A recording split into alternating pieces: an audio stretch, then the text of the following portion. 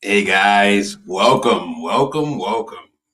Fedora Friday, number 13, lucky number 13. Wow.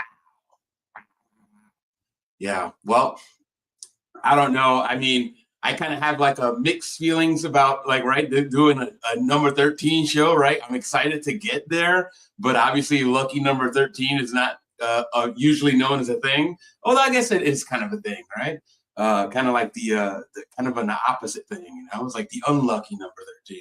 Well, hopefully, it won't be that unlucky. Just the fact that we're on the air, right? I mean, I think we're on the air. Hopefully, we are it's probably just already a good sign that things are on the up and up, right? So yeah, hopefully you guys enjoy this. This is an interesting movie, right? I've talked about this movie. I pitched this movie. I got like a little bit of smudge on my glasses here. I pitched this movie I think several times, probably early on, because it's one of those movies that I don't know if you can consider it a pure hat movie, but then again, what is really a pure hat movie? Right? That's kind of debatable in itself. There's a couple reasons, right? One, we know that the heyday for a lot of the costume designers, when a movie's a period piece and they're going to do the movie, in the heyday of hats, and you're going to see some hats, but that can be a little limiting, right? We know that sometime after the some say the 40s, but you can even make the case that it was earlier than that. We started seeing a decline in hat wear, at least domestically here in the U.S. So that's going to limit you, right, in terms of like more modern movies, if they're really period appropriate. Obviously we covered a lot of like Prohibition era style gangster movies here, and I love those. Don't get me wrong, I do love those, especially for the folks that are really big fans of the High Crown. But there's a lot more modern movies, and you guys already know I'm a big fan of a lot of these gangster movies. Not because I like to glorify gangsterism. I don't know. And who knows? Maybe I'm just saying that, and I'm kind of just fooling myself. But I really am fascinated with the organizational aspects of a lot of these things. And this movie today, it's probably, I don't know, I guess it depends on who you talk to, whether it is underrated or not, right? I don't know if you guys are as big a fan of Quentin Tarantino as I am, but Quentin Tarantino really lauds King of New York, and listening to his explanation, his analysis of the movie, it really does it holds weight, right? So besides the fact that not everybody loves Quentin Tarantino, what you got to know about a lot of his style of character and his movie making style is the idea, and I've talked about this before, right? About Al Pacino in particular, the idea of the morally ambiguous character, right? I think Pacino probably does it just about as well as anybody, in terms of playing that those kind of characters, morally ambiguous characters. And Quentin Tarantino's whole movie making style revolves a lot around these morally ambiguous characters, right? Like bad guys that do good things, or good guys that do bad things. Right, that kind of juxtaposition, I think it really adds a lot of nuance to the characters. And I got to tell you, the fact that Quentin Tarantino really loved King of New York, right? He says he owes a lot of his career, his movie making career, to King of New York as well as La Femme Nikita. And it just it really make, like, if you watch this movie, and I don't know how many of you guys that might be watching this either live or in the syndication really can kind of get behind that idea. But, this is one of those movie characters. I think it's kind of interesting because a lot of people would, instead of this movie, they would use a movie like Scarface. And I do love the movie Scarface, right? The Al Pacino's version, in the early 80s, right? But this movie is just as good. Right? It's just as good, but it doesn't get that same kind of love. And it's hard to kind of picture why. Um, I think that's something that Quentin Tarantino had addressed in terms of like he knew that this was going to be a movie that wasn't going to get the kind of critical acclaim. His thing, and I think I kind of agree. Hopefully, it comes to fruition that as the years go on, who knows? Maybe it'll take Christopher Walken, passing on for his performance, because I really think he did such a great job in portraying Frank White. And maybe, right, like I call it underrated, but maybe it's not, right? If you guys are fans of rap music, right, you guys know the Notorious B.I.G. I'm a fan of Notorious B.I.G. And his alter ego, right, he referred to himself as Frank White. Right, and Frank White is this character, right? So it's just so interesting, like the way there's kind of that Robin Hood angle, which we've talked about in our analysis of other movies in the past, in past Fedora Fridays. But I don't know how else to really explain Frank White other than maybe going into some of the photos, some of the stills. And you guys know I'm a big fan of still photos. I didn't have enough time. There was a lot of photos to go through. I didn't have enough time to really, really sink my teeth into the order of this, right? You guys already know I'm a big fan of frameworks, and I try to follow a framework. But there's like levels, there's like layers that I go through when I get through and I try to set up the stills for you guys, so that it comes across a little bit more orderly, right? But didn't really have enough time. Like I said, I always think I get up in the morning, I try to do my process, I try to caffeinate, and then before you know it, the time just passes by, and all of a sudden I'm like going down to the wire. I don't know. It probably says more about me and my lack of maybe I procrastinate too much. Who knows? It doesn't matter. At this point, it is what it is. What I'm gonna do is I'm gonna show some of the slide photos. If anybody ends up joining during the midstream, just hang tight a little bit. I may not see you, come in. So once I do notice you in my lobby, so to speak, my virtual lobby, I will bring you on screen. And then that way you can join and maybe you have something to say about King of New York. It's one of those movies that I can kind of see a lot of folks not even remembering. Maybe they've seen it, but don't remember it. I don't know. Again, it depends on who you talk to.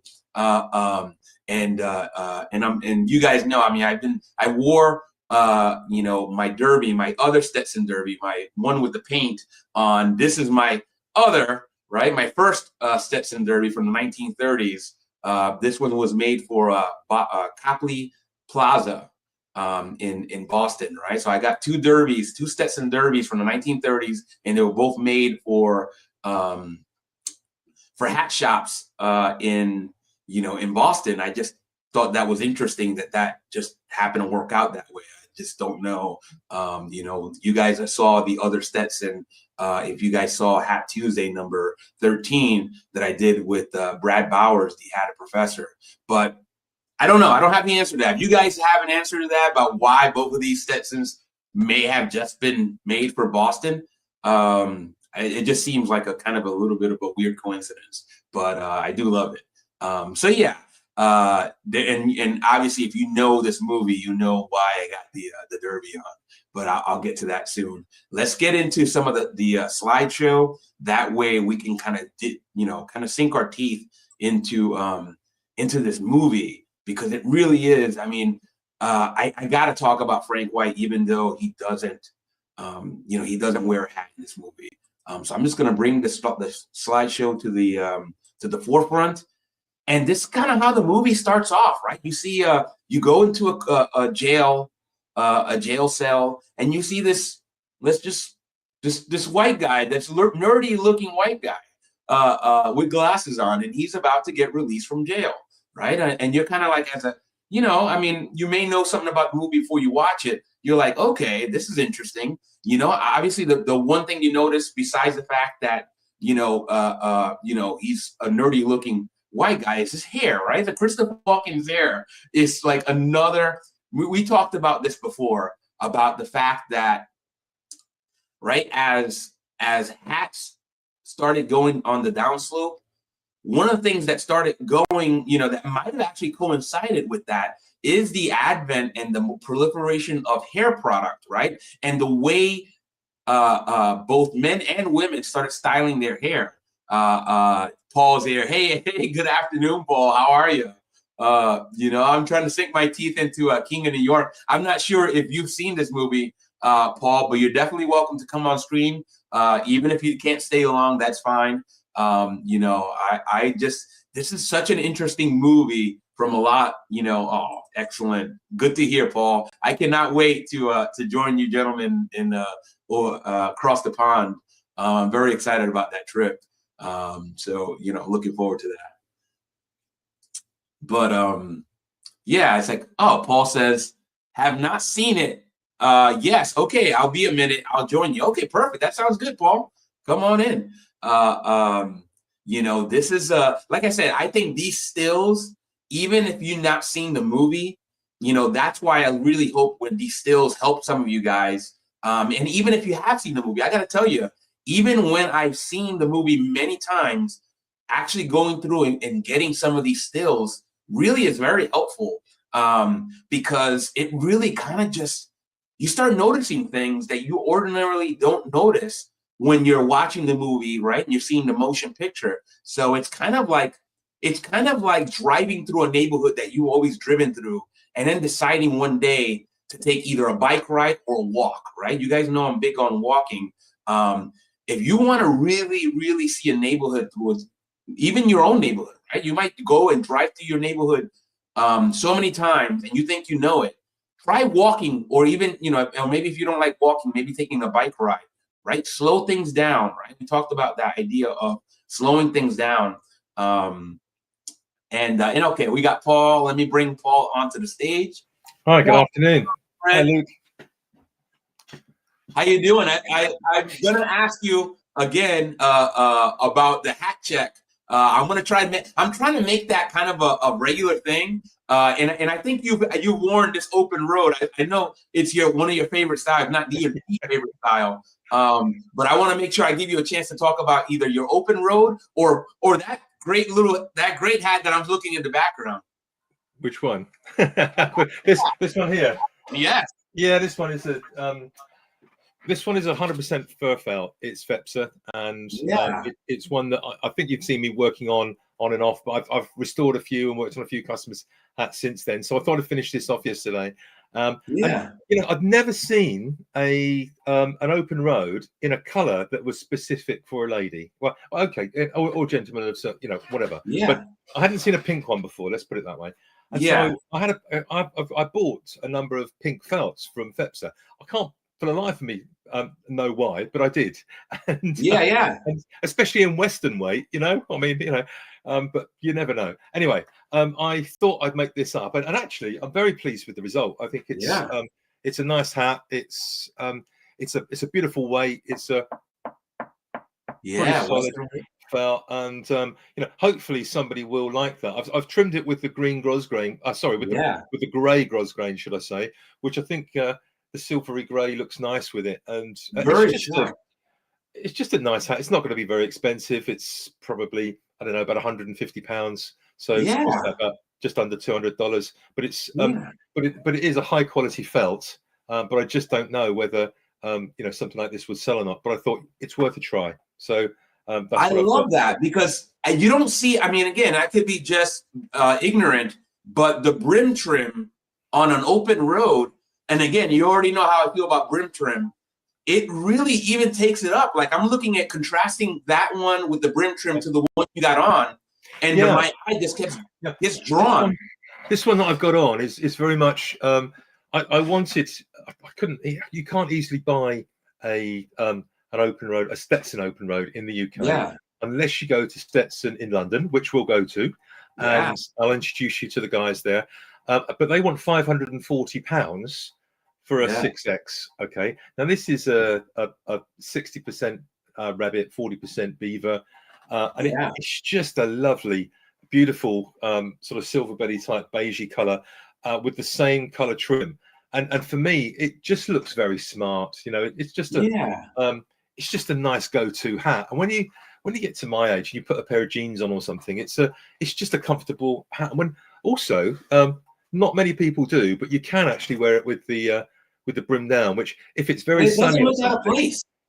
no, it's, you know, if we remember back to my understanding of how this came about, was it's a cowboy hat that Right. it's not got the 4-inch brim. People wanted a city hat, was a cowboy hat, and looked towards the fedora for some inspiration. Yeah. And back in the 1940s or earlier, this came about, and the cattleman crease with the Western felt is Yeah. how it was born out. And you know, I just think they're great hats. And you know, thankfully, I get a few ordered from people in the UK and a few ordered from the Americans, so it keeps me busy making them. So I'm very Yeah. pleased. But how are you Excellent. liking the list that I sent over to you? Because Ian and I prepared that list and we went on it last time, but there's a few other bits on there that I've added, and obviously it's Christmas, so I think Yeah. what we need to do is probably you know, I'm planning maybe having 2 days with you, and Yeah. going to, you know, we can enjoy the London Christmas sites as well. You Yeah. know, I'm yours. Like I said, I'll be there. And, you know, like I mentioned during the group chat, I'll be staying in Soho. It just seemed to be like, given, you know, looking at, right, I started off with Lock and Co. and seeing where that was at. And then I kind of said, okay, let me expand this out and see if there's anything. And then I noticed Soho, and I'm like, I know I've heard, obviously being from New York, you hear about Soho, Manhattan, you know, and then I was immediately drawn. I'm like, okay, this looks like a nice, busy area. I have public transport options just in yeah, case I need to hop on. yeah. And I'm like, okay, hopefully this works. And I'm Yeah, glad to hear that it did. yeah. I mean, look, from there you've got the underground, and of course you've got the buses, and the underground is absolutely amazing. You can pay, you can probably get a weekly pass or something where you get discounted travel. But in the centre of London, you could actually walk from your Soho base to all of the shops that we've actually talked about. Yeah. But you know, it'd be lovely to get you out to Richmond or something and show you some of the sort of outer parts of London. But you know, we'll just see how it goes. But we'll meet up, we'll plan it, we'll have some fun. Yeah, I'm looking forward to it. Yeah, me too, Paul. Like I said, I'm yours for as long as you want me through the week. I mean, for the most part, I don't have an itinerary. Obviously, if you know, I'm very respectful of everybody's time. So, you know, folks that, you know, obviously Ian as well. Anybody that happens to join us, you know, if you got something else going on, you know, I don't want to, you know, I never want to like feel like somebody has to babysit me. You know, I will figure it out. Like, I feel like London's one of those places that no matter where I go, I'm going to find something really interesting. Without doubt, without doubt. I mean, it's you know, we'll chat as to what you want to find, but I mean, Covent Garden, beautiful. You'll see lots of small boutique shops, and you'll see lots of stalls, and there's a few pubs there and restaurants, and you know, you're just going to have a nice, relaxing time. But the time will go by very quickly. You know, very quickly. Yeah. Yeah, correct. And I'm just like I said, I'm so pleased that this, you know, I'm not somebody that organizes my own travel a lot, and I kind of took the reins on this one, and I was pleasantly surprised. I was a little bit of kind of to be quite honest, a little proud of myself to kind of like, all right, usually I kind of always wait for the last minute, but I just didn't want to do that this time, and I'm really glad I just went and got it done. Excellent. Yeah, excellent. And sorry, just going to turn this off. I forgot I left the steamer on. Don't worry. Don't want it to blow up in the in the background here. But please don't blow up your place, Paul. I mean, that's going to make it harder to get rid of, right? But I've been going backwards and forwards with FEPSA. They put some posts up on LinkedIn, and one of the posts was actually for a beautiful dark green felt. So I immediately posted the fact that I'd made this in the dark green felt, and they were like, "Whoa, that's a bit tasty," you know, that's really nice. And so we started going backwards and forwards, and long and the short is that they are just looking at their dates to see when they could suggest that they'd like to come on the show and perhaps just talk about FEPSA's felts. And I mean, look, that'd be really, I mean, in my opinion, that'd be great. Hopefully, you don't mind. It will be great for them to come on and see what we do. But you know, the more people we can get on here or you can get on here that actually are in the industry and can perhaps get rid of some of the myths that we might have around. You know, it's like, how do you get FEPSA? How do you buy a FEPSA felts here in the UK? Well, you know, I've talked to a few hatters and I said, well, you just go online and you order them. They said, well, but how do I get them in the country? Well, you fill out some forms. It's not really not that complicated, you know. Right. And it's probably the same in America. I mean, look, I'm not over there. I don't know your imputation, but I know shipping from the UK to America is very straightforward. But I would imagine that by getting them on your show and asking them some questions and things, and maybe, you know, if Robert was on there with it, I'm sure he would have lots of questions for it. And maybe, you know, that would start to forge an opportunity with them, and maybe we could put, you know, whether it's some, if they come up with some new felts, let's say some new combinations of felts or something, they could send some through to Robert and myself. We can make some hats. We could evaluate them. We could, you know, really try and build a little community, not just around us hat makers, but also some of the manufacturers. It was just a thought, you know. No, absolutely. That I completely agree.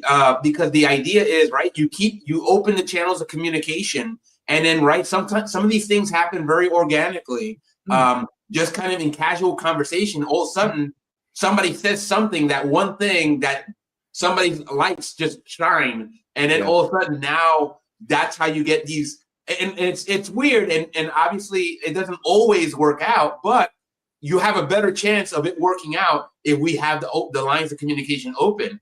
So why not, right? Yeah, great. I mean, obviously when you come over, you'll be introduced to the shop owners at the various hat shops and things. So that may well open some channels. I don't know. Like I say, one of them, Bates and Co, the Riddich and Key, they were very kind enough to recommend me for a restoration job on a lady's hat, which was appreciated, and so I need to say thank you for that. But you know, little steps might just build a bridge between the community. But I think I've made it very clear to them that, you know, from yourselves, myself, and so on, all we're trying to do is to raise the profile of hat wearing, and show people that it can be fun not only to wear them, but to try and make one. You know, and if we can keep the old skills alive and open up how it's done, rather than hiding it and protecting it, open it, because quite frankly, we're going to lose some of these skills, and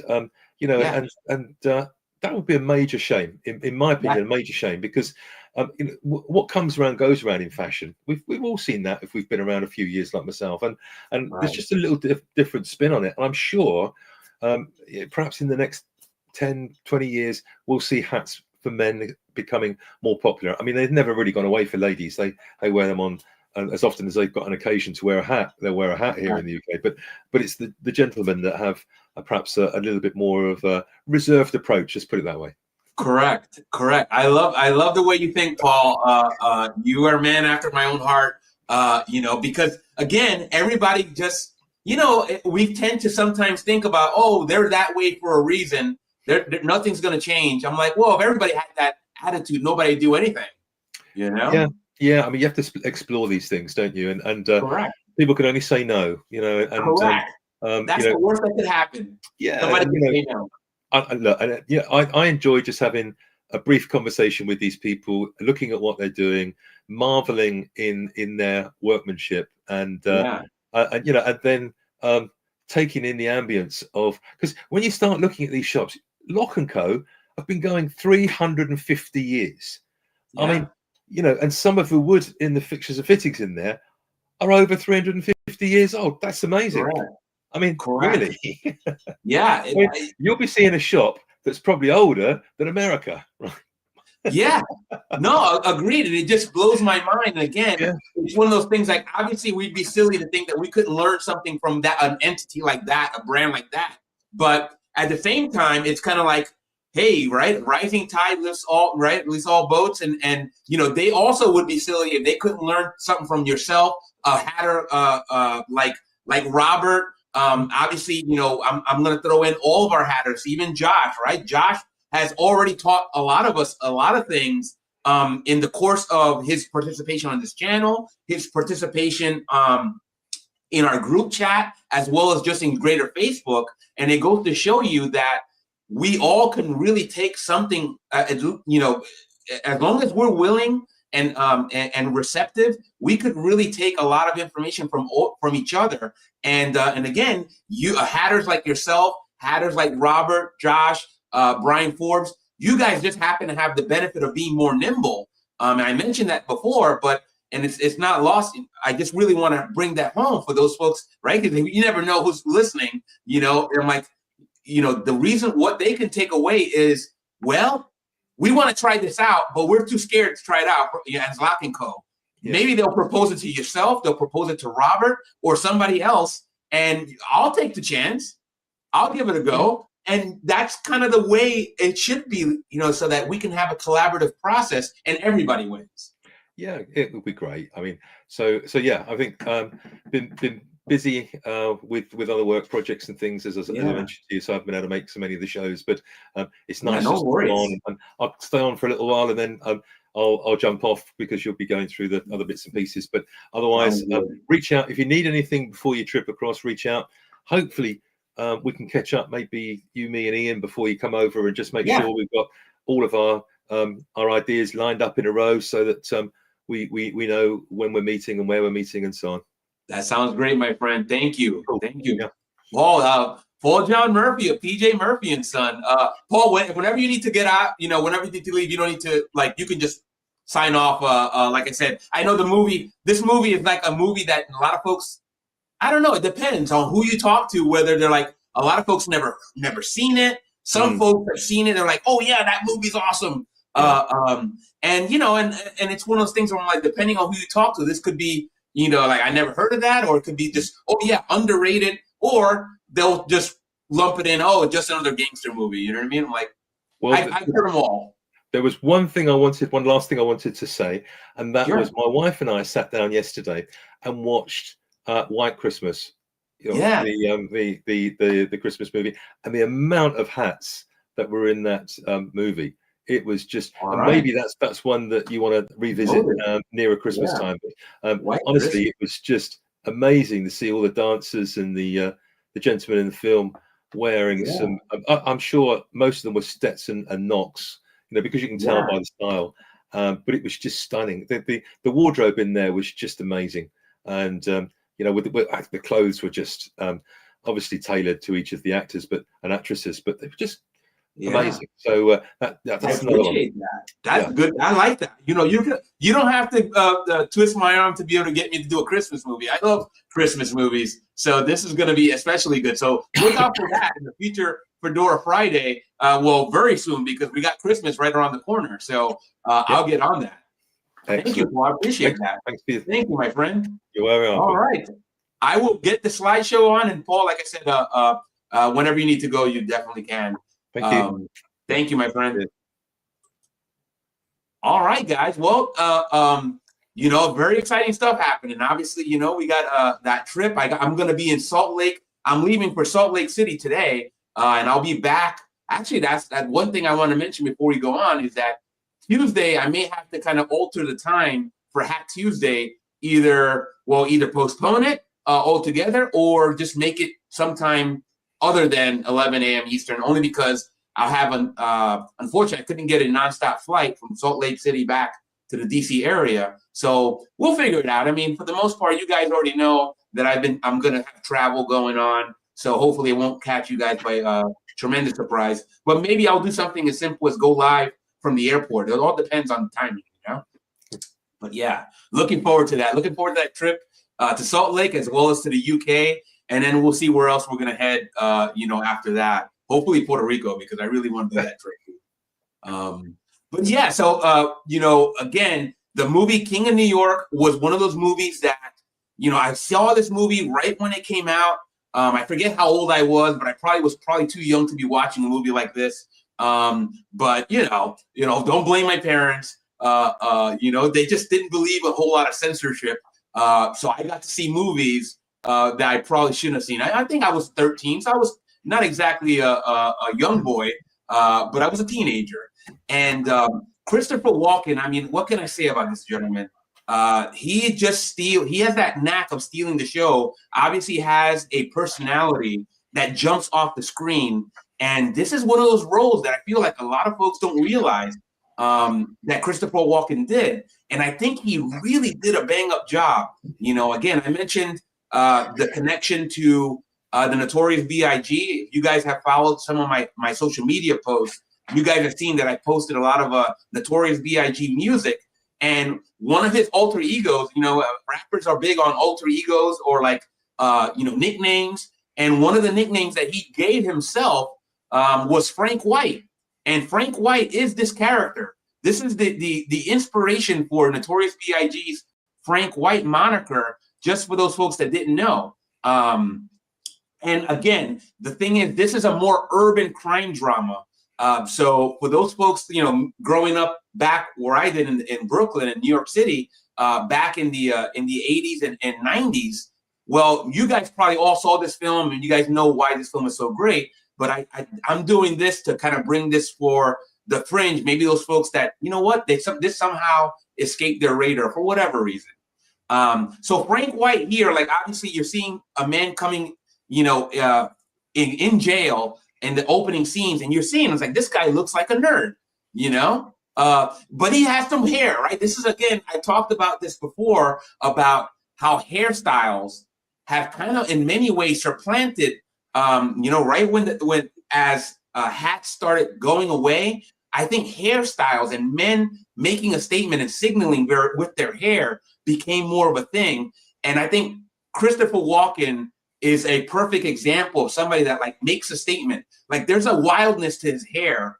Again, it's not like it's unkempt. It's obviously styled, but there's a little bit of a wild thing about his hair. And it's always been that way. He has one of those hairstyles and I guess hair texture that adds like a bigness to it.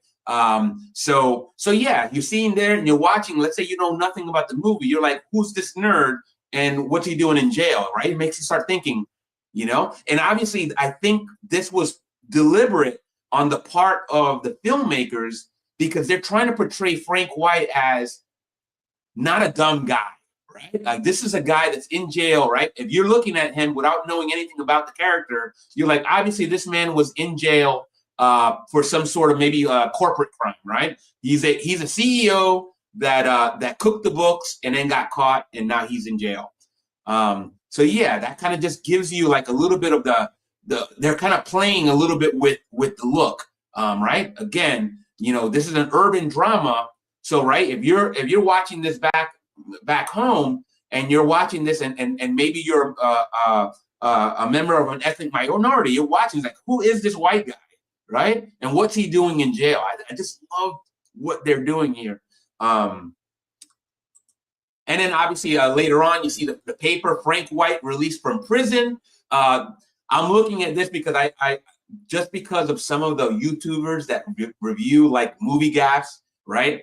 This is something that is just very, very, I don't know, indicative of like movie making, at least during this time, where the headline and maybe the caption and the photo are relevant, but they don't count on you still, pressing pause, right? So you can see the article itself has nothing to do with Frank White, right? So this is obviously a cut and paste job from an actual article.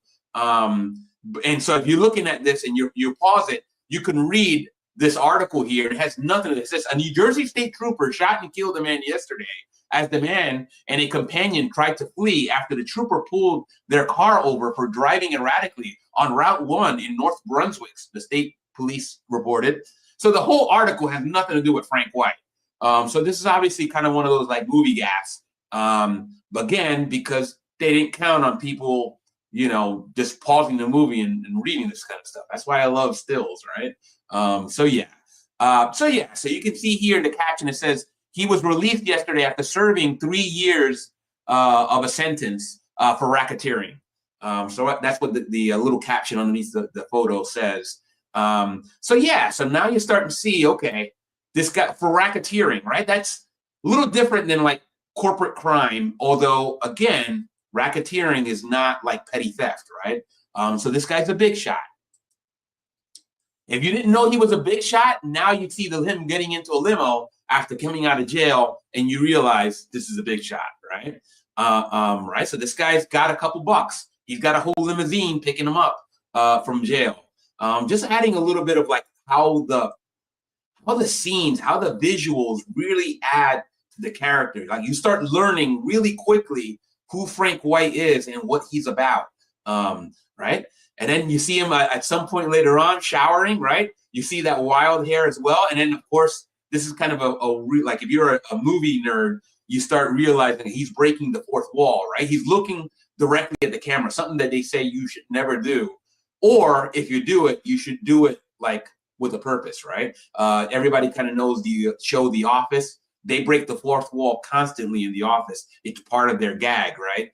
They're just looking at the audience and like, right? And Frank White does it here in the middle of the shower. I don't know what the purpose of that is. I think if I had to guess, I think that's kind of like, yeah, you thought I was a nerd, didn't you? I'm basically a kingpin, right? Like I'm in this shower, this like ridiculously expensive hotel showering, and I got everything I want. But I don't, right? I got everything I want or could want, except I don't.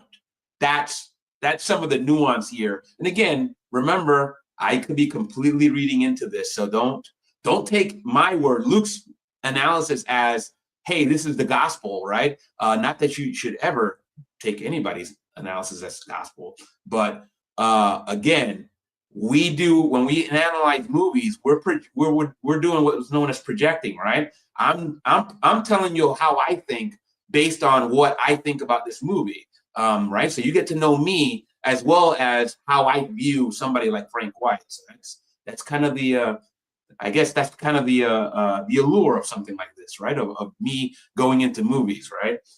Anyhow, Frank White, not a nerd. I mean, kind of still a nerd, right? He is a smart man. He is, but he's not like what you kind of looked at early on, right? Not that the jail cell would have made you think he was completely innocent anyway. He's obviously not. So yeah, he gets out. He's back home. He's out of jail after serving 3 years. And look, this is a constant constant scene where he's kind of surveying the city of New York, right? It's kind of like, how am I going to get what I want out of this thing, out of this place, right? This really tough place. And I love it.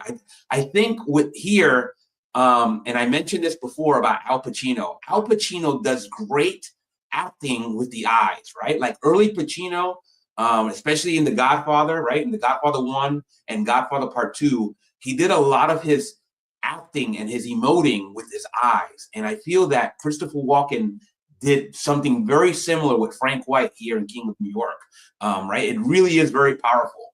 Another thing, I got to imagine that Christopher Walken definitely had The Godfather in his sights when he was kind of studying up for the character of Frank White, right? So the reason why I say this is this. And again, I could be reading into this, but if anybody looks at this pose right here, right, he's observing, right? But how is he observing? He's observing with his 2 fingers to his temple. Remember when I talked about that before? Or maybe I didn't, right? Maybe I didn't. Maybe I just thought about it. But if you guys know where I'm going with this, right? And this is the same kind of pose here. This, right? Different scene, same pose. That's Robert De Niro as Vito Corleone, right? Right. Also, Marlon Brando as Vito Corleone, right?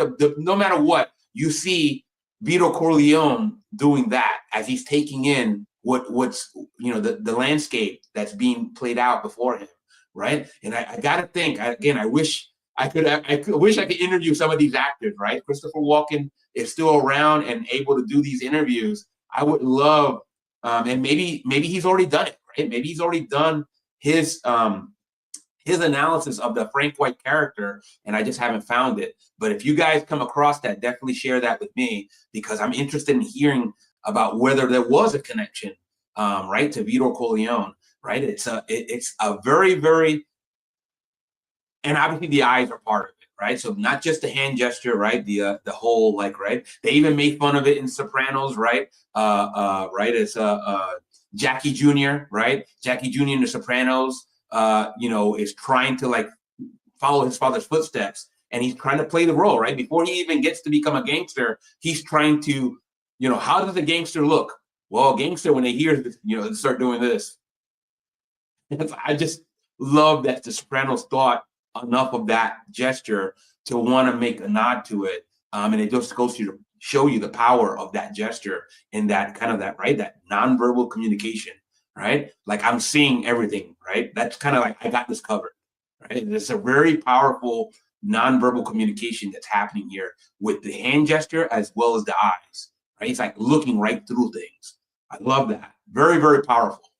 Shout out to Christopher Walken for all of that, right? Like, again, I don't know how one learns to do that, right? Obviously, Al Pacino went to the Lee Strasberg School of Acting. And if you guys know who Lee Strasberg is, he was the gentleman that played Hyman Roth in Godfather Part 2, right? They actually brought him in. He's an acting teacher, but he's also an actor, and they brought him in to do that part. He did great. So I don't know who Christopher Walken's teacher was. Who knows? Maybe it was also Lee Strasberg. I have no idea, but that's something that I could research later on. But very, very powerful acting, very Pacino-esque, right? And then again, the whole outfit and the eyes really add to it.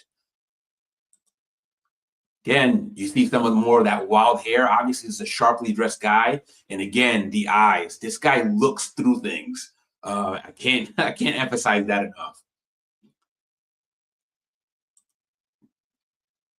Here's the other thing is that, you know, Frank White, and maybe if I had to choose the order of these things, he's a kingpin, right? But he also hobnobs with high society, right? Like he knows that to be able to get what he wants ultimately, he needs to like straddle different worlds, right? In New York, you got some very, very rich people as well as some very, very poor people. Frank White's interacting with all of them, right? The rich, the poor, and everybody in between, because they're all part of his master plan, right? So he knows that he cannot just sit there in the shadows. He has to go out there with high society to be able to get and achieve the goals that he wants to achieve.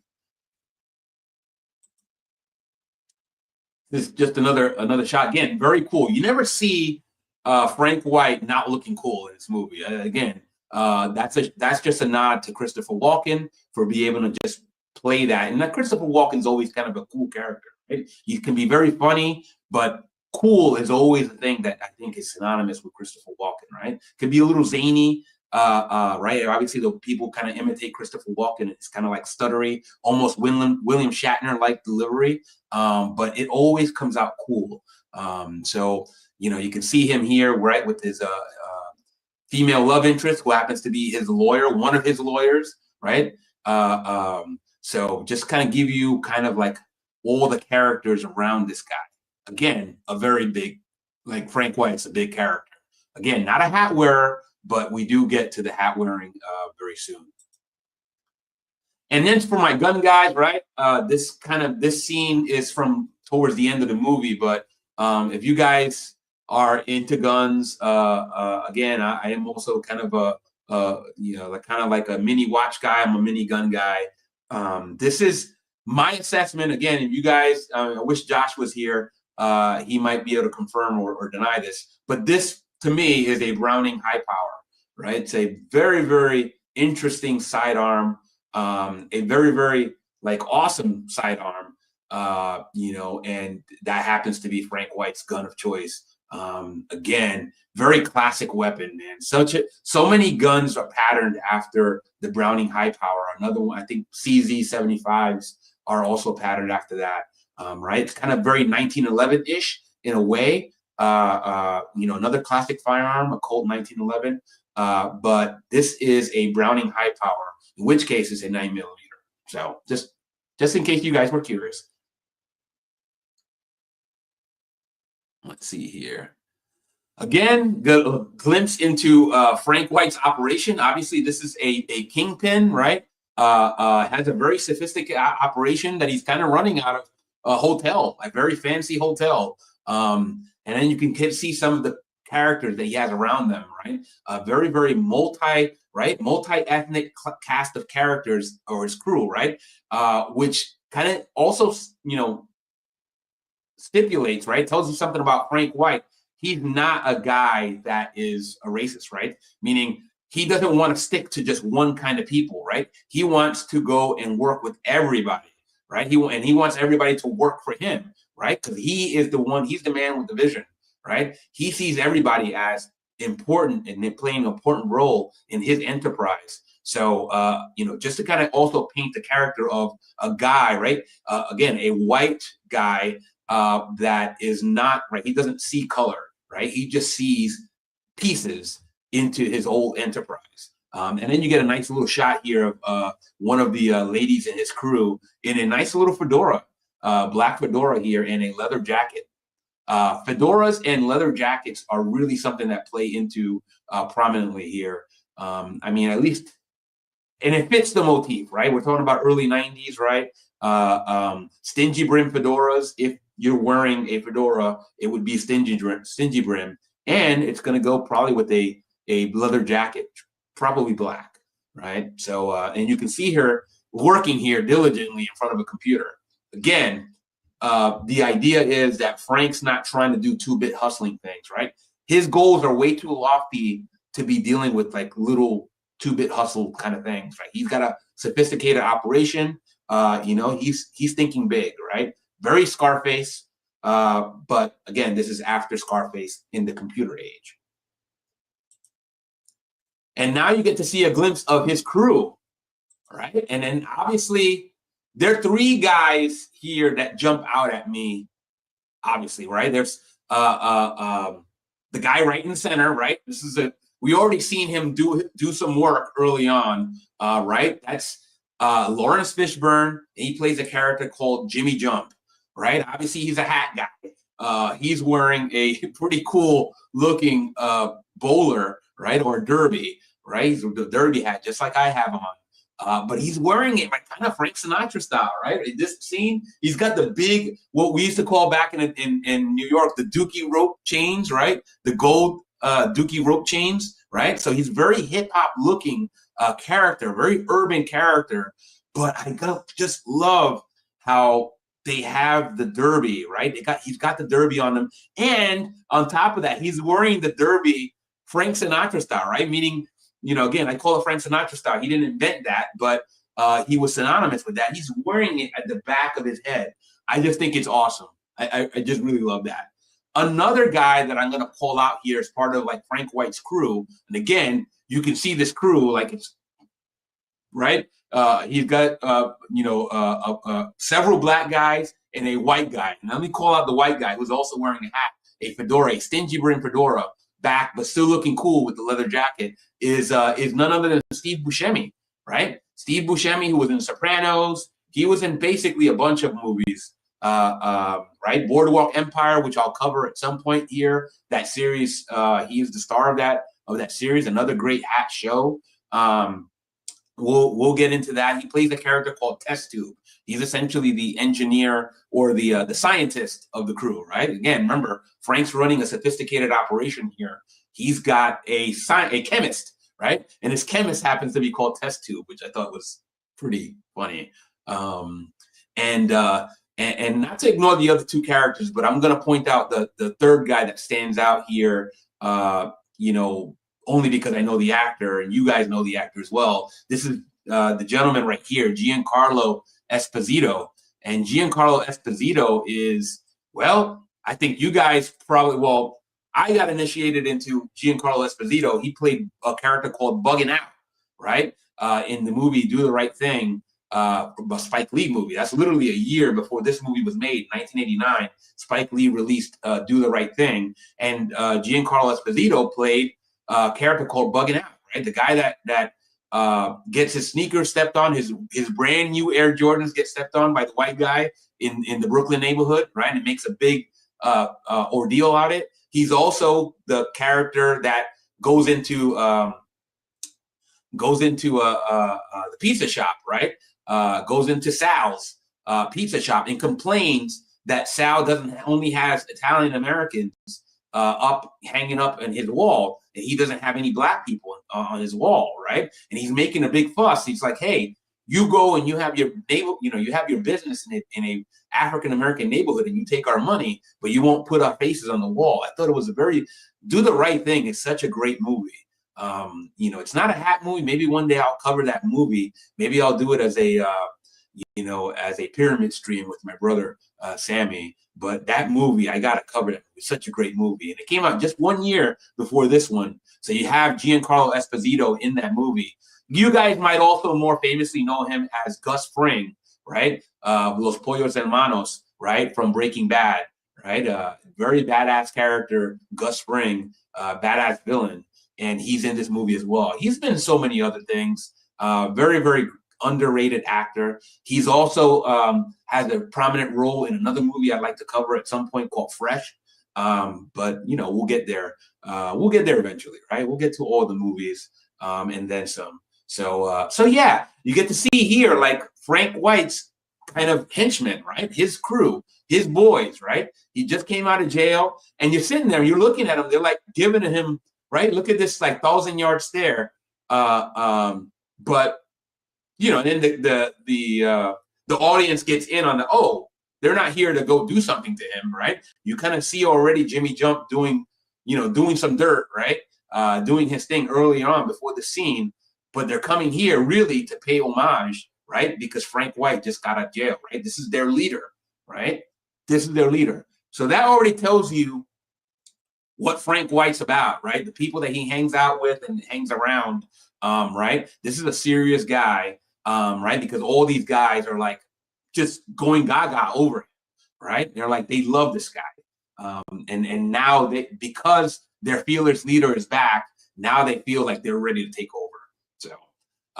So yeah, that gets you a little bit into his crew. And obviously we'll go into a little bit more on Jimmy Jump, right? Because Jimmy Jump is such an intriguing character, right? Lawrence Fishburne. What more can I say about Lawrence Fishburne that hasn't already been said? You might know him from The Matrix, right? As Morpheus, right? So many iconic roles for Lawrence Fishburne. And Quentin Tarantino really nails it in his analysis of Jimmy Jump, right?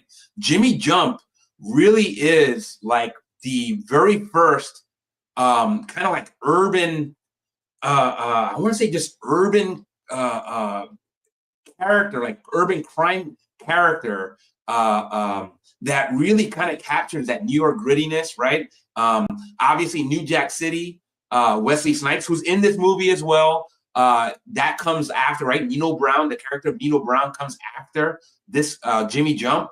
But Jimmy Jump really is the guy, right? Like basically looks like he's coming out of like a Run DMC video, right? Except that he's got 2 guns and is a badass, right? Not that Run DMC weren't badasses, but you know what I mean? Like he looks very much like he stepped out of a Run DMC crew. You know what I mean? And it just looks really sharp and really hip, right? Meaning that the urban audiences are like, oh man, Jimmy Jump, right?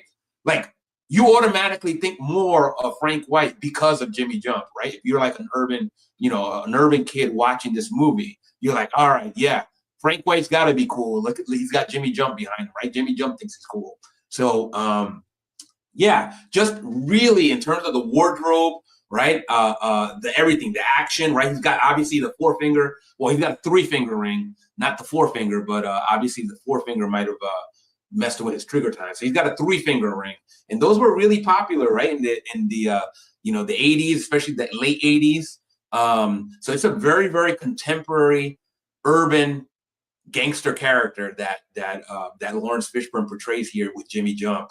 And again, he adds that nuance, right? Run DMC had the fedoras, right? So I think Jimmy Jump took a page out of that, but I think he did it one better, right? By going with, right, everybody's favorite, the derby, right? The bowler hat, that is, right? So he does it with such cool, right? And that's the thing is, right? You got Jimmy Jump, really cool, like the whole crew is cool, but Jimmy Jump and Frank White are just like tit for tat with cool, and and they happen to be on the same team. So I'll show you some more, right? Again, so you can see obviously the Jimmy Jump look. He has essentially 2 separate looks in terms of hats here. So I'm going through some of the early stuff, right? When he's wearing derby, right? Remember, he's wearing that derby mostly Frank Sinatra style on the back of his head, right? And that just goes with the leather outfit as well as the big gold Dookie rope chain. So yeah, so I'll just give you some more shots. I don't want to kind of belabor this too much, but it's an intriguing character, I'll tell you that. Another shot here. Again, Lawrence Fishburne did a phenomenal job with Jimmy Jump. Just made him jump off the screen, like very charismatic, right? Just like another guy that did really well, right, with his eyes, right? Lawrence Fishburne definitely is one of those actors, just like Christopher Walken, just like Al Pacino, that says so much with their eyes, right? They like look right through you.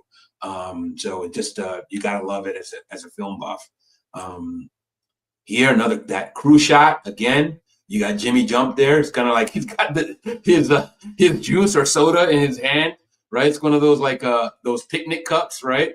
It just makes everything, like he uses everything as a prop. You gotta love actors that are able to do that. Over here, this is kind of an early scene that you could start seeing some of the badassery, right? Obviously, this is the big drug days, right? You know, in New York, and he's got his nose there powdered. He's trying to buy cocaine. Essentially, not really trying to buy it. He's essentially stealing it. But the character doesn't know that. So he's basically testing out the product that, you know, his way, instead of letting Test Dude take his own time with the product. And you can see there the 3-finger gold ring. Obviously not 4-fingered because, well, that would mess with his trigger finger. Jimmy Jump needs his trigger finger at the ready. It's another scene, right, where, you know, Jimmy Jump just adds the shades, right? So before he had the eyes exposed, but when he's there doing work, he's got the shades on, right? So he's literally Frank White's right-hand man, right? So you can see Giancarlo Esposito on the other side with his, you know, kind of outfit, and Jimmy Jump's right on his right-hand side. So pretty good crew to have behind you. He's there going to pay a visit to Artie the gangster. We'll show Artie in a little bit. Just giving you an idea, right, of the character of Frank White as told by the people he has around him, right? Like the idea behind that you are the top 5, you are the average of the top 5 people you spend the most time with. Well, you get to know a lot about Frank White, about the people that he spends the time with. So, which is essentially everybody. This, I thought, was a really great scene, right? Jimmy Jump now doesn't have the derby on. He has the backwards Kangol hat, kind of a nice felt Kangol hat, which is also very, very iconic and symbolic, right? Very urban. You know, just a great looking hat, to be honest. Shout out to Kangol. But this scene is really pertinent only because it adds that layer of complexity and that moral ambiguity, right, to Jimmy Jump, right? He goes and he's in there, right? He's just literally going in here after talking about murdering somebody, right, with his buddy. He's going to get some food, and he sees some kids playing in the corner, and he's ordering his food. At some point, the guy taking Jimmy Jump's order starts yelling at the kids and telling them, hey, get out of there. You don't have any money. Get out of the machines, right? And he immediately irritates and infuriates Jimmy Jump. He's about to go backhand him and tell him, what are you doing saying that to those kids? So Jimmy goes over to the kids. They're back away from the games. And then he goes and they're there with presumably their grandma. It's a little old lady. And he gives them all money to go play in the machine. He says, you guys go play. And then he hands the grandma presumably $100 bill and just says, hey, make sure they get everything they want, right? That really stated so much, right? Obviously, this guy's a badass gangster, but look what he did, right? He realized he doesn't want those kids growing up. He's essentially telling the audience, you know, if I got everything I wanted, like, you know, if I got to play video games, and my parents had the money that, you know, to give me everything I wanted, maybe I wouldn't become this ruthless gangster that you see before you. So he's kind of telling essentially telling the audience, hey, you want to go and make sure your kids don't turn out like me. Make sure that you're also looking out after your kids and trying to get them, make sure that they're not overly impressed by somebody like me, right? I don't know. It's so weird. It's kind of hard to explain, but I think once you see that scene, you get what I'm trying to communicate. Really powerful scene. It really gets at, right, what I mentioned before about Quentin Tarantino's analysis about the moral ambiguity that's portrayed in this film and why it makes these characters larger than life, right? Like it's not a cookie cutter good guy versus bad guy film, right? You get to see bad guys do good things, and then good guys do bad things in this movie, and that's what really is what it's all about, right? That's kind of, it was ahead of its time, as Quentin Tarantino would say, you know, in that respect. You see Jimmy Jump, right, getting out of jail, antagonizing the police officers. This guy is just not afraid of anybody, right? Again, it makes Frank White look that much more powerful, because he's like, if this guy is following Frank White, like, what does that say about Frank White, right? So yeah, just very, very powerful, very powerful henchman, right? Right hand man, kind of like Luca Brasi, right? Jimmy Jump would be Luca Brasi to Frank White's godfather. You know, he's the muscle, right? And he's the guy you want on your side. So you can see him. He's always there protecting Frank. Frank feels comfortable when he's got Jimmy near him, because he knows Jimmy's going to do whatever it takes. So yeah, really powerful character. Let's see here. This is that scene right before they're going to go in to the restaurant. He's basically just describing somebody cowering for their life.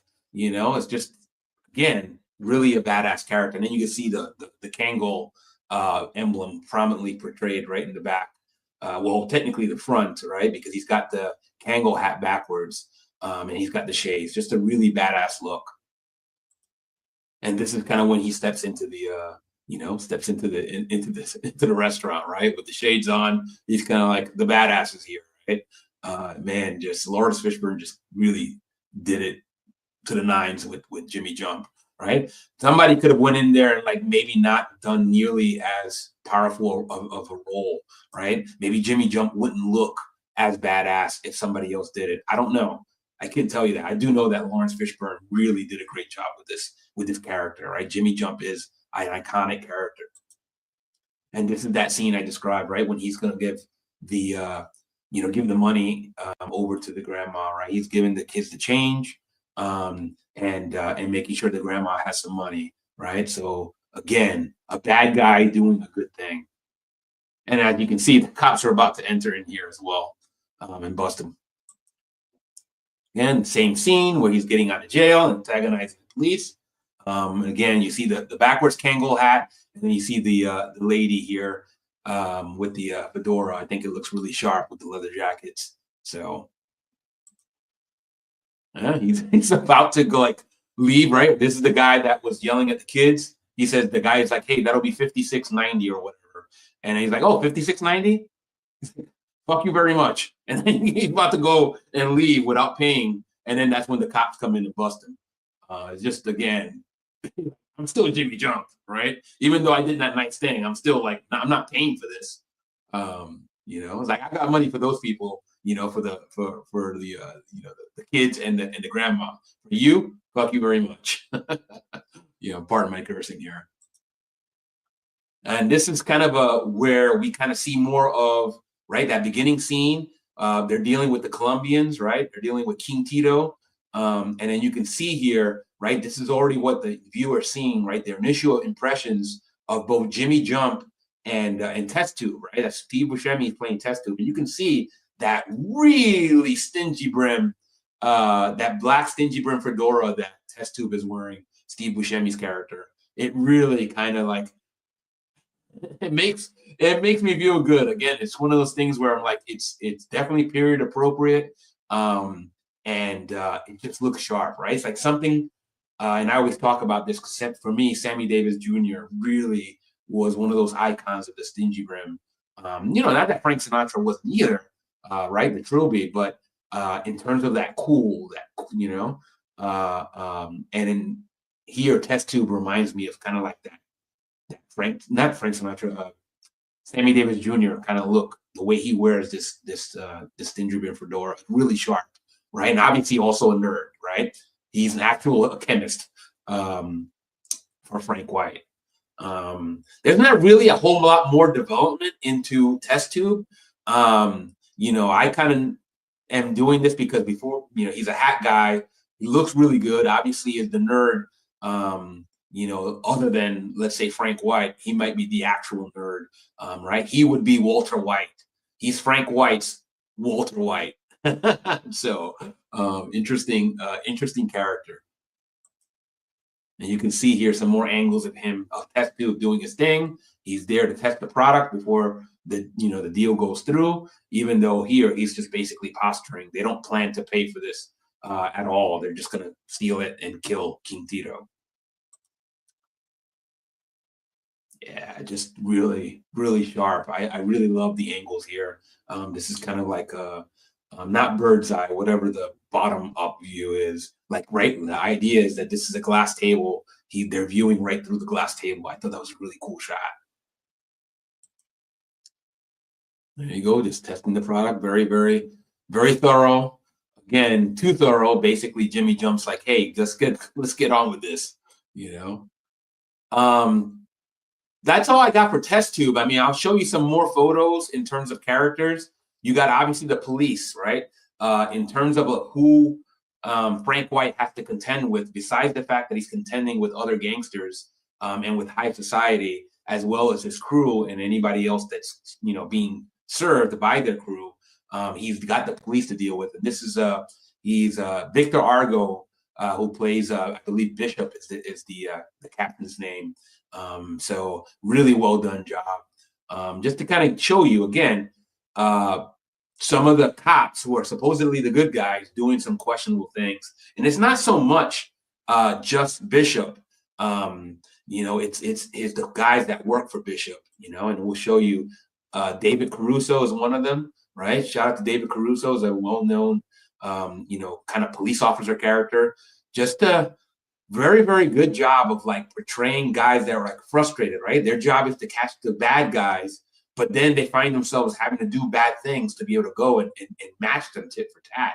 And it creates kind of a dilemma. And they're like, we're doing all of this for a salary of like $30K a year, right? He's like, what are we doing, right? You can see the wheels turning for these characters. They're like, what are we doing working for peanuts? We're doing just this like shady stuff as the guys we're trying to catch, yet we're doing it for like pennies on a dollar. It's just not fair. So, and you can see here, this is a scene where they busted Jimmy Jump at the chicken joint. And you got David Caruso as well as Wesley Snipes, right? So this is pre-New Jack City. I want to say New Jack City might have came out the next year. So whoever saw this maybe saw this and said, you know what? New Jack City with Wesley Snipes, he did a bang up job. Wesley Snipes did with Nino Brown in New Jack City. I will cover that movie at some point. It's got hats in it, but not a lot. But it's, I think, a worthwhile examination. Again, I don't know if it'll be a Fedora Friday or if it'll be a pyramid stream or something else. But I think New Jack City's also underrated movie. Well, who knows? Maybe it's not underrated, right? It depends on who you ask. See another shot here, right? Again, just like you had multicolored characters on the bad guy side, on the good guy side, you also have, right? You got the, Caruso playing the Irish cop, as opposed to Wesley Snipes, African-American police officer. They're sitting there looking at each other, kind of like, why are we doing this? Like, why are we spending so much energy? And then also like compromising ourselves morally for this just thankless job. So it's just really adds a lot of flavor to these roles. I think Caruso and Snipes did a great job of creating that image for the viewer. It's another angle of Frank White with the Browning high power, just in case you want to get another angle of that. Just a sharp gun, I think the 4-inch barrel, it's just really, there's really great lines on that gun. That's why it's so interesting. I wonder if there was another specialized reason for why they chose the Browning high power as Frank White's gun. So let's see here. We don't have too many photos left. I'll just go through. This is kind of a behind the scenes kind of photo of Wesley Snipes in a fedora, right? A nice brown fedora. It looks like they're kind of just partying up. This could just be like a night on the town while they were filming. But yeah, Wesley Snipes looked really, looks really good in a fedora. You know, as do a lot of folks. You know, so I just thought I'd share that. This is like one of the gangster characters, right? The Italian mob characters that Frank has to contend with in order to like get what he wants, right? This is Artie. So obviously this is Artie's hangout. And then here is what we have. He has to confront Artie because Artie basically says, go F yourself, right? Frank sent his messenger boy. Artie basically scared him away, you know, actually urinated on him. And then now Frank's like, well, you forced me to pay you a visit personally. And I'm going to bring my goons. And then he deals with Artie. And you can see he's dealing with Artie, and everybody around Artie is like, Artie, what are you doing? It was like, Frank's here, right? Don't incite him. And of course, you know, Artie, being the badass himself, you know, goes and essentially says the wrong thing to Frank, and Frank ends up killing him. You know, this is Artie was played really well by Frank Gio. Frank Gio is just a guy that's known for playing tough guys. I want to say Frank Gio was right in Analyze This. Chaz Palminteri played like the primary like villain to you know, the Robert De Niro's character. I believe Frank Gio was the gentleman that played the mob boss that was like the main foil to Robert De Niro's character in Analyze That, the sequel to Analyze This. Again, you've probably seen him in several movies as that tough guy character. Like, this is not like a stretch for him playing Artie the gangster. But I think he did a good job nonetheless. And this is kind of a gentleman that's essentially like Frank's go-between. He's played by an actor called Paul Calderon. He's kind of like a smooth guy that also, like Frank, he kind of like straddles, right, high society as well as the gangsters, right? So Frank's like, hey, you have a similar skill set to me. I'm gonna send you out there to be my messenger boy because I know that you can move in these circles. So very interesting character as well. You got here, this is kind of pretty much like when Frank actually shows you himself that he's a badass, right? They're trying to rob him on the subway station. He's there with his lawyer girlfriend. And then you got three guys that try to rob him. And then everything's fine, except that they try to take his girlfriend's purse, in which case he kind of shows his gun. They get scared, and then they stop. He hands out a wad of money and throws it at them and said, hey, if you need a job, come see me at the hotel. You know, I got work for you. So just goes to show you, like I said, the power of Frank and his personality. Like, there's nobody he's uncomfortable with, you know? So it's a really, really cool character. These are another set of characters, right? You got here Paul Calderon. He's talking to the Asian gangsters. I thought that was an also cool twist to this.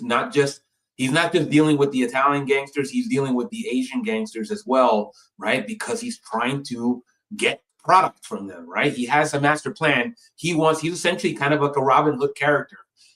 What Frank White's ultimately trying to do is become a politician, right? Become somebody that is able to have real influence outside of just criminal enterprises and make an impact on the community, right? He wants to build hospitals and keep hospitals open and fund hospitals. And to do that, he has to go and sell more drugs, like at a larger scale, to be able to get the kind of money he needs to affect the change that he wants to affect. It really is a very interesting story in here. Again, very Robin Hood-esque. So let's see here. We got Roger. Roger, how you doing? Welcome, Roger. You know, again, I don't know when you showed up. Hopefully I didn't miss your message. Oh no, it looks like you were just here a couple minutes ago. Sorry about that. Hopefully you enjoyed the show so far, Roger. It's good to have you. If you ever want to join here, definitely let me know. Yeah, I'll definitely have you on there.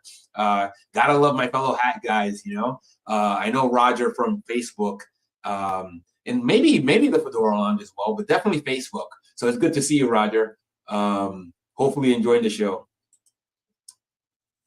So yeah, he's dealing with all these characters, and again, Frank White only views all these folks as a means towards his ultimate goal, right? Which is, I don't want to go back to jail.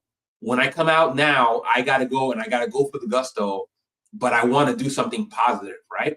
Again, the moral ambiguity. Is a drug dealer, right, a drug kingpin, any better in your eyes, in the eyes of the viewer, if he's trying to make that money, not so he could just line his pockets and become, ultra ruthless and ultra powerful, but he wants to do it for a good cause, meaning he wants to help out his community, right? He wants to kind of bring the have-nots a little bit closer to the haves. And again, it creates that moral dilemma, that moral ambiguity for the viewer. It's really cool. And I think that's this is the last shot. I just wanted to show you some of the gentlemen that were involved with making this movie. We got Joey Huertas on the left, and we got Abel Pereira on the right. These are the gentlemen that were responsible for the production of this movie. I couldn't tell you how many other movies they were involved with, but I will tell you that they just did a masterful job on this movie. I will have to kind of look a little bit more into their catalogs to see what else they've done. But I mean, to me, I have to agree 100% with Quentin Tarantino that King of New York was like a masterclass, right? Again, it's an iconic movie, and again, really underrated compared to what kind of talk you hear, right? You always talk about all the movies like Goodfellas, and Casino, Once Upon a Time in America, in Brooklyn. Did I get that right? Or maybe it was Once Upon a Time in America. Sorry, I always confuse that because there are several movies that there's other movies that are called Once Upon a Time, right? But yeah, those are always like lauded. Obviously, The Godfather are lauded as like master classes. But in terms of the urban crime drama, right? This movie, King of New York, as well as New Jack City, are probably two of the icons, right, in that class. But I haven't really heard Quentin Tarantino's take on New Jack City. I'd be interested if that even exists. But he really does credit King of New York and La Femme Nikita as the movies that really got him his jump start into films. And then not too long after, he released Reservoir Dogs, and you guys kind of know the Quentin Tarantino directorial story after that. Just iconic films. And again, if you when he talks about moral ambiguity, it really hits, right? Because that's literally what Quentin Tarantino films are all about. The duality of these characters, good and bad, right? So hopefully you guys enjoyed that. I really enjoyed this movie. If you're one of those folks that haven't watched this movie, definitely give it a watch. I think feel free to give it a watch and then let me know, right? If you're connected with me on Facebook or the Fedora Lounge, or any way you're connected with me, drop me a line. Let me know what you thought of the movie. Hopefully, I didn't just like blow a bunch of smoke about this movie, and that you guys really thought it was anywhere close as good as I thought. So that'll be it. I mean, what I'm going to do is I'm going to thank Paul for joining me, on screen. Definitely reach out to Paul and support his channel, right? His Passion for Hats YouTube channel. You can also find him on Instagram, and you can also find him on Facebook, right? Check out his website if you're interested in ordering one of his fine hat creations, his original creations, or one of the hats that he happens to restore. He does great work. I have a couple examples here, my Mets Fedora, as well as my ebony and ivory hat, as well as my Hamburg, my black Hamburg. Just really good ambassador for the community. So support him and everything he does. We'll have Robert on here. I know it's been a little bit since we had Robert on the channel, but Robert's already reached out about coming on here and doing a segment either on a Tuesday or maybe we'll do a hat chat for him. I'll reach out to you, Robert, soon to coordinate. And then shout out to Roger Senstrom. I've seen you a couple times, I think, before as a participant, and I know we're connected on Facebook. If you ever want to come on the show, you're always welcome. And that goes for all you guys, right? Like, we're a very small show. We only have, I think, 71 subscribers, right? But we're growing. I'll just keep put another plug for the hat giveaway, right? I will be giving away this hat It's not the most beautiful hat in the world, right? It's got a couple, a few moth bites, but I will give away this hat once I get to 100 subscribers. Once I hit the 100 subscriber mark, assuming I'm not out of town, I will develop a video about this hat. And then whoever comments on that video will get a chance to get randomly selected to win this hat, right? I might just ask you to pick up shipping. It's a 7 1/4. It's a Knox custom built. This is a little different than typical Knox custom. This one was built for license by a Canadian company. I always forget. I think it's like Stern Guard or something like that. Always forget that name of that company, but they got licensed by Knox to be able to produce this hat in Canada. But I picked this up, and I don't wear it nearly as often. So now I just want to see if somebody else would love this hat even more, right? Once I rehome this, this could be a good first hat. It could be a good 100th hat. Maybe it's a good first hat for you to restore. But I will give this away once I get to that 100 subscriber marker. So go ahead and continue supporting the channel. If you will, go support Paul. But you know where I'm going with this. Even if you don't support, right? Even if you choose not to support this channel, there's one thing you got to do. One small favor. And if not, I'll send Frank White after you. Maybe Jimmy Jump will go along with him. You don't want Jimmy Jump coming at you. Not that they're going to do anything to you, right? All they'll do is just go, whoop, and then hit the subscribe button, maybe. Right? That's it. Just a little message, right? Maybe Frank White will have his Browning high power, and, you just comply, I recommend it. But even if you don't, the one thing you got to do is stay hatting, my friend. Have a great day. Ciao, everybody.